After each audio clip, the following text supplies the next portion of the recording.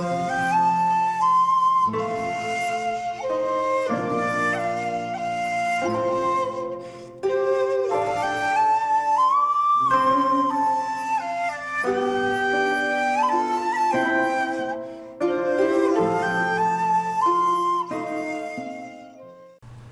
there, this is Chabrol from Chabrol Films, and welcome to part 19 of my Claude Chabrol season. And today we're going to talk about the 1988 film A Story of Women, starring the amazing Isabelle Huppert, or Une affaire de femmes. This artificial eye DVD comes in a set of 3 films with masks, which I've already done a video on, and The Colour of Lies. Unfortunately just has a theatrical trailer as an extra. Again, hopefully one day Criterion will do a Chabrol box set or something like that, because these films do deserve a bit more exposure. That's why I'm doing this series. This is one of his best films, based on a book. Again, with Chabrol, very much like Saijit Ray, his films are slow burns, but then by the end of them you kind of sit there and go, yeah, that was a 4-star film. Like I say, Isabelle Huppert is amazing in this film. If you want evidence that she's one of the best actors about, this one's a good clue, because she's pretty much in the film on screen for just about 100% of the film. It tells the story of a woman who's trying to bring up her 2 kids in occupied France, in a kind of provincial town. Paris appears in the film later on. And she's living, she's not in a great place as far as where her and her kids are living and how to survive. And then her husband comes back from the war. He's not in great shape either. She realises that she doesn't really love him anymore, and she does a favour for the next door neighbour who has fallen pregnant. Such a great phrase. So she helps her out with getting rid of the child, who is not fathered by her husband, who again is away in the war. And through one reason or another, she kind of befriends a prostitute, and she gets around to the idea of providing this service for other women who have fallen pregnant by German soldiers, or people who are, well, specifically men, who aren't their husbands. She gets money. She begins to charge more and more money for this service.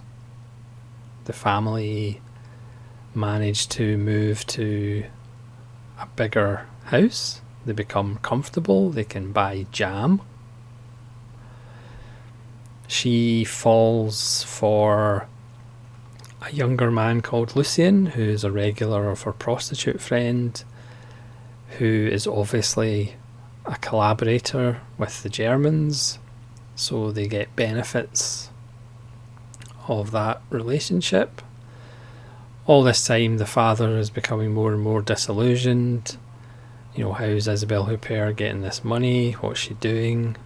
He obviously originally thinks she's having sex with men, she's prostituting herself. We see examples of, you know, her process working and her process not working, and with deadly results. And eventually, it's a Chabrol film, so you know how these things end. Chabrol again is a slow burn. He has There's a certain invisibility about his direction in this film. It's not showy.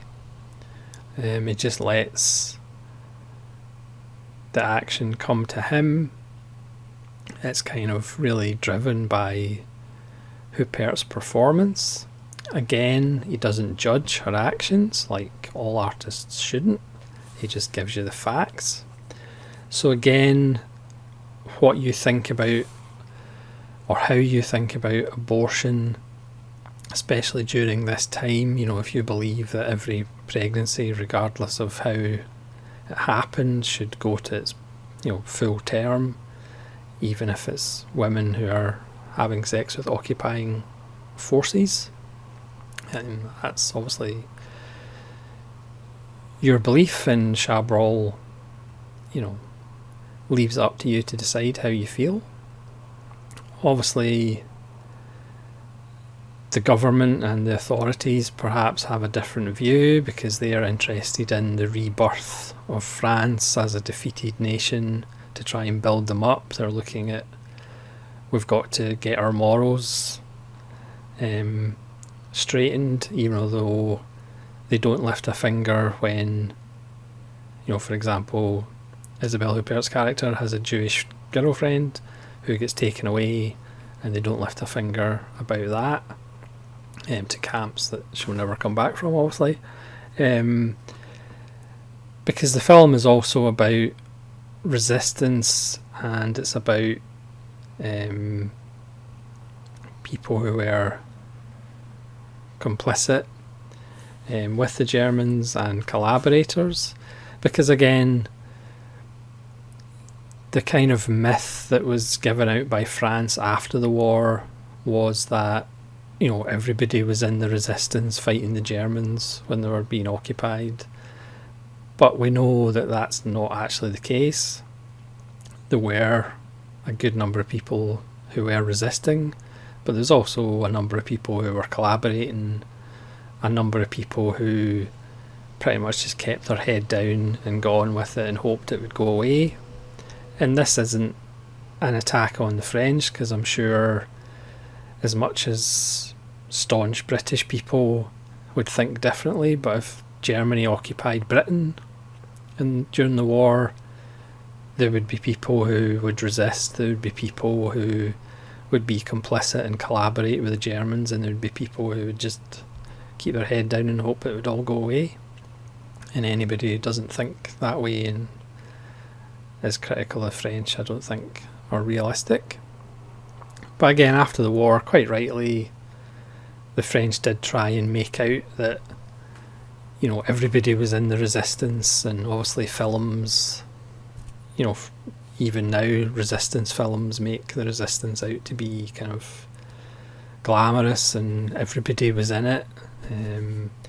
Melville's Silence de Mer, and obviously the Army d'Ombre, are two of the greatest resistance films of all time, which had a more realistic view because Melville was in the resistance himself. So it's not explicit in this film, but obviously the young lover that Huppert takes, Lucien, is obviously a collaborator with the Germans. He gets favours done, he does favours. Again, we don't really know what they are, whether it is people disappear that he names or whatever.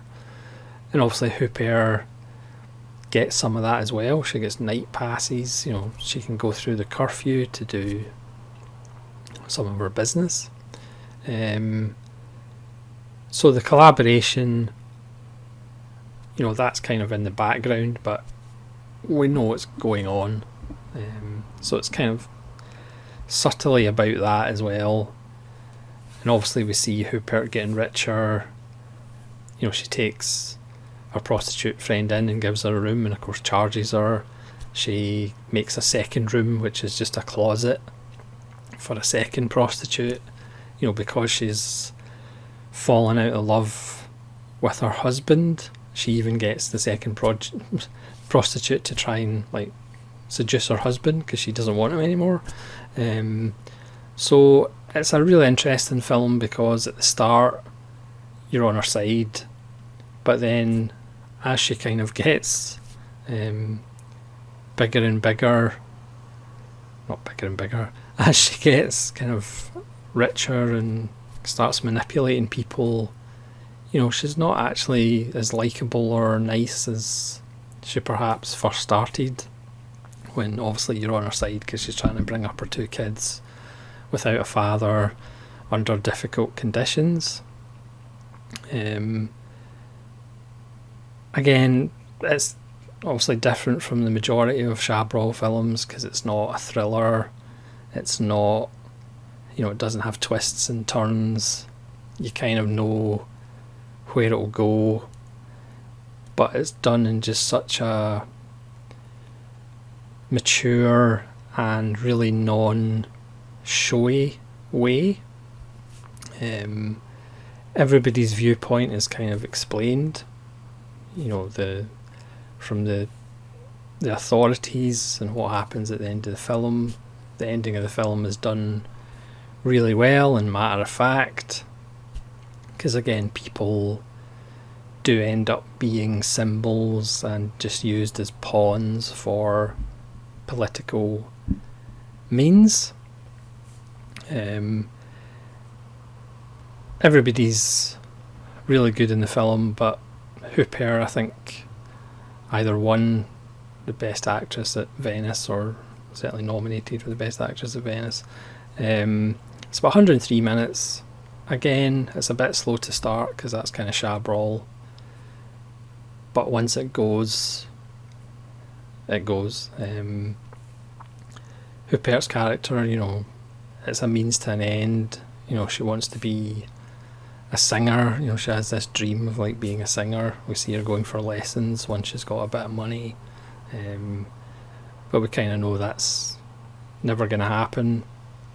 Again, Chabrol leaves it up to you how you feel about abortion, how you feel about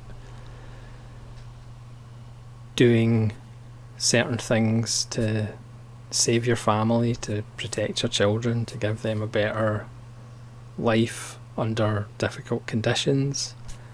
It's up to you how you react to it and how you feel about it, which is what proper filmmakers do. They don't judge. It's up to you to judge. Yeah, it's one of Chabrol's best, certainly one of his best latter ones that we've seen so far in the series. Like I said, 1988, so it's already 32 years old, which is hard to believe. Yeah, I would highly recommend A Story of Women or Une Affaire de Femmes. It's really, really good. So thanks very much for watching.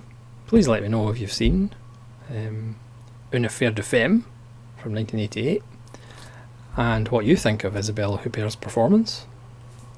And hopefully you'll join me again for episode 20 of more Chabrol. So thanks very much for watching. This is Solitary Ronan from Solitary Ronan Films saying farewell.